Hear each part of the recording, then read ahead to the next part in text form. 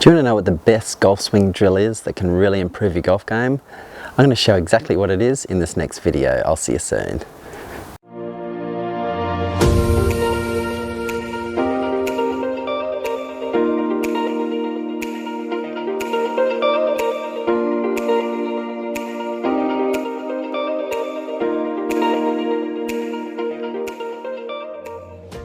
Hey, it's Troy from Hitting It Solid here. In this video I'm going to show you what I believe is the best golf drill you can practice at home or at the driving range, even prior to your round of golf, that can really improve your ball striking. So before we get stuck into that, don't forget to like this video and please subscribe to the channel. More subscribers I get helps me grow the channel and produce more great golf content so we can keep on improving together. So I really appreciate that. So this drill I'm going to take you through, this is not a drill I've created myself. I think it was first popularised by George Gankas, also known as a plane station drill, but it's a fantastic drill that will fix a number of golf problems. It's particularly great if you're someone that comes down too steep, really steep on the golf ball, whether you hit it fat or you hit top shots, struggle to keep your golf club on plane. This drill will fix all those problems, and it's just something really simple. You can see what I've got set up here. Doesn't even have to be have every one of these elements in place, but you definitely need an alignment stick or at least some sort of pipe or tubing or something you can place into the ground, and this drill will really help improve your ball striking. So the best part I like about this is this drill really encourages you to make more of an inside to outside downswing. So what do I mean when I say that? Well, where most golfers go wrong in their downswing, they typically come down really steep. You can see that shaft coming down super steep. Results in a lot of pulled shots, slice shots, and a lot of inconsistent golf. And because of that reason, this drill is fantastic for fixing a steep downswing, and it will encourage you to make more of a inside path. And an inside path will mean a lot more golf shots hit off the center of the club face, and you might even hit the ball with a little bit of a right to left or a draw, and definitely much straighter. So this is great for fixing those. Now, how I've got this set up, I've got my alignment stick. Now if I'm set up to a ball here, now you can set this up a number of different ways. There's a few different variations I've seen online about this. I've got the alignment stick in this case, I've got it about 1.5 foot behind the ball. Now if I'm aiming at my target line down here, I've got the end of this probably, I don't know, about 5 inches inside of the end of the grip line.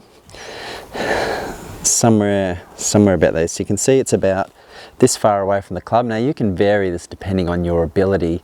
You could have it a little bit further back or a little bit closer in, just depends.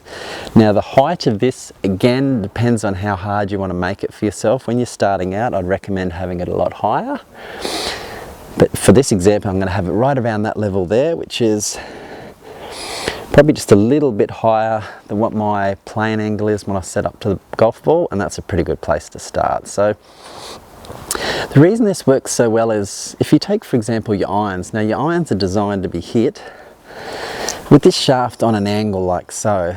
That's the best way to hit the center of that club face. Now where a lot of golfers run into problems, I'll show you this from face on.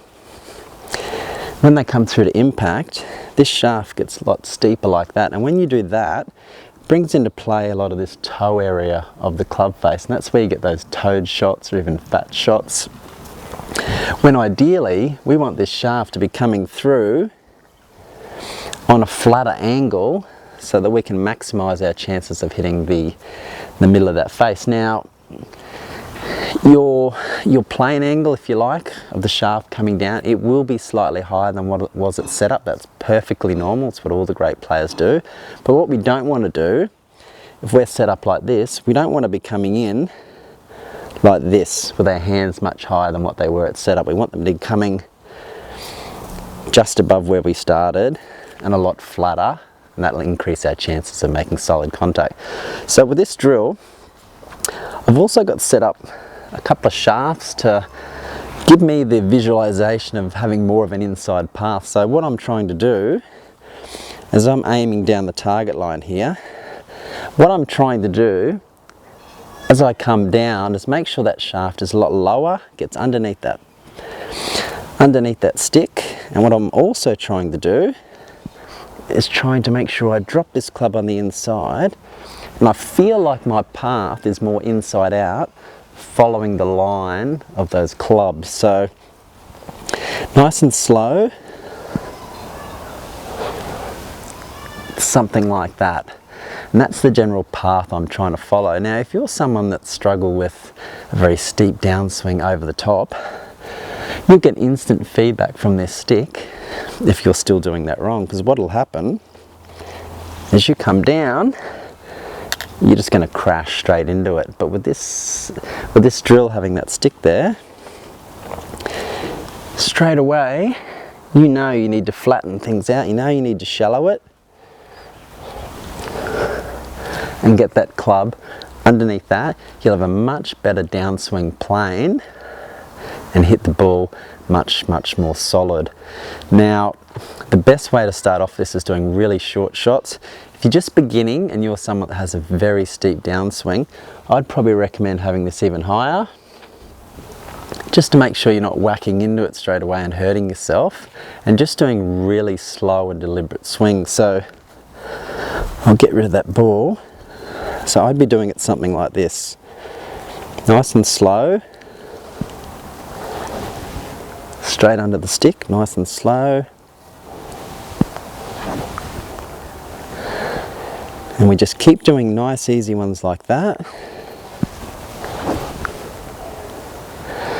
And really getting that feel of getting that handle a little bit lower on that downswing, so the path is on a much better path to hitting that golf ball.